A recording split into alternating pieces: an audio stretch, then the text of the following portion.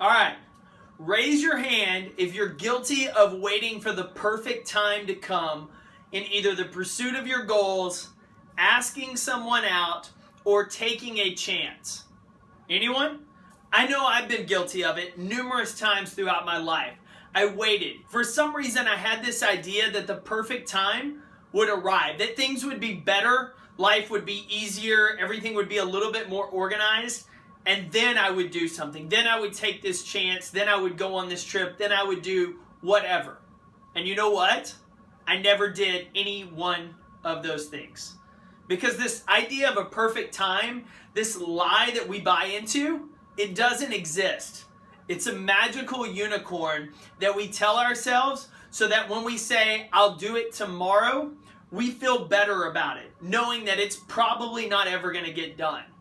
And so how do you get past this idea of waiting for perfection, waiting for the perfect time, and how do you move forward with action immediately? Well, first, you have to understand that 75-80% done, released, and started always beats 100% and never created. Think about it. How many of you have an iPhone or Android? And how many updates have you had to do with just this phone, much less every other iteration of the phone you've had before that?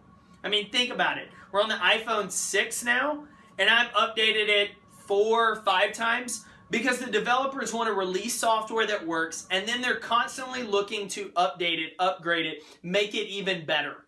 It's a better user experience. And you see, if they waited until it was absolutely perfect, they would never release it. We would never have certain things. You have to put something out there in order to improve it. 2, you have to understand that action builds momentum. You see this one small snowball starts to gain momentum, starts to pick up a little more snow and a little more debris, and it gets bigger and faster and bigger and faster and bigger and faster until eventually you have this massive avalanche roaring down a mountain.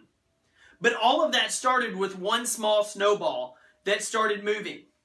You see, action builds momentum, builds momentum. Once you get started, you'll be amazed at how many things else in your path start moving. Either things start to happen in other areas of your life. Other this project that you finally started moving on really gains traction and momentum. But you can't get any of that if you don't ever take that first step. Take that first action. 3, understand failures happen. It's a part of the process. I always tell people you should be absolutely embarrassed of your very first work a year from now. Me, I look back on the very first events we did with Compete Every Day, and I just shudder at how our booth looked, at some of the apparel designs we had out there.